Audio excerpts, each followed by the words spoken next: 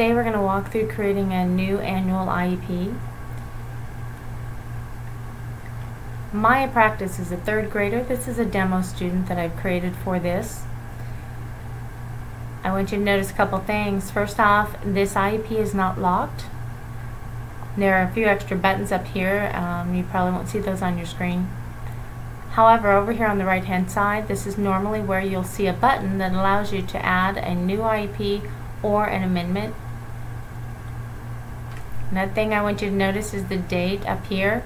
These are going to be all of your IEP records. So once you create one, it'll have another date, and then the following year another one. So you can go back and forth between these IEP records. So what you're going to need to do, if you have this IEP and you need to create an annual IEP, you'll contact either Karen or myself, and we will come in and lock that IEP.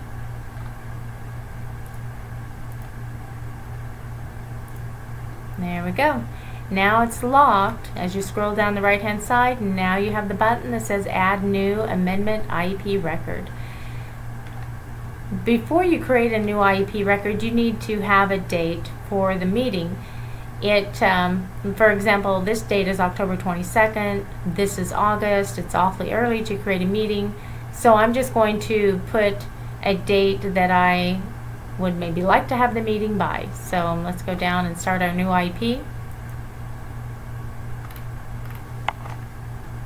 Here's where I have the option of doing either an amendment or the new annual. Okay, I'm going to add the date.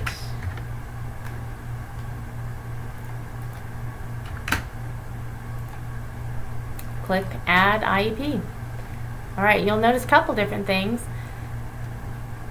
On the top of this, there's my draft IEP. Over here on the right hand side, here's the new IEP date that I just created. The capital E is for enter, so this is a student that just entered. And the little d is for draft. So once this draft is removed, then the little d will disappear. I can, however, at this point, go back and forth between the different IEPs. So say I have accommodations and modifications on this one, and I would like to copy them to the new one. I can just highlight them, copy, come over to my next IEP, and paste them in. So now what we're going to do is we're going to look at forms. Your forms access is over on your left hand side under function. So do your drop down menu. It says enter IEP forms data. To do an annual IEP, you will need 3 forms. You will need your notice of meeting, your prior written notice for change in request, and your team meeting notes. You will not need all of these at this time. Go ahead and start with your notice of meeting. Remember that you need to do documentation for 3 attempts. So I don't know what your usual system is that you have set up, but I would call the parents and get an idea of what date we're looking at, and I would note that as one. Then I would send a copy of this notice out to them. That would be your second one. And prior to the meeting, maybe the day before or somewhere in that vicinity, I would contact them again as a reminder for the meeting. So here's your notice of meeting. There is at the bottom, should you happen to not give a 10-day notice, there is at the bottom where they waive consent. So if something comes up and you aren't able to do a 10-day notice, make sure that you have them sign the bottom of this note. So now I've got this form ready to go. Click Display Form right there.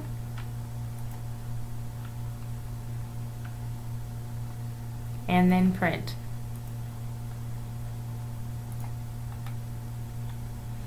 So another form that you would need would be the prior written notice. Okay, this is the prior written notice for identification, initial services, educational placement, changes in services, change of placement, and request for consent.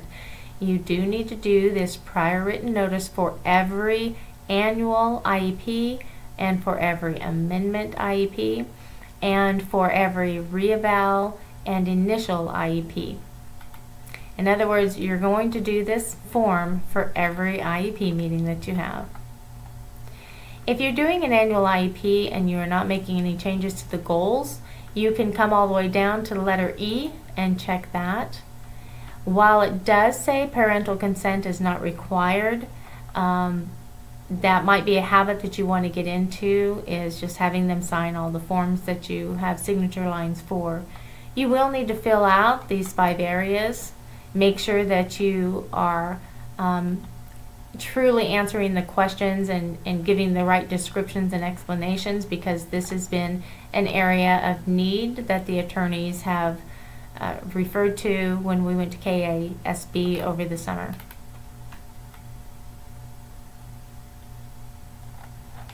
Okay, so this form is all filled out. Again, you're ready to print, display form, and you're going to print from here. Okay, it's time for the meeting. You need your team meeting notes. If you read through the prompt, that will give you information that you need to continue filling this form out. If I attend your IEP meeting, I will be your note taker, so you can expect that. If you are not in a place where you have access to maybe the internet or to a computer, then you can take notes on maybe like Word document or handwritten notes, and we can still upload those. You can also print this page out in advance and just write on this page. These are your signature lines for those who participated in the meeting. There's your check boxes to keep you on task as you're reviewing the IEP, to make sure that you cover all of those items.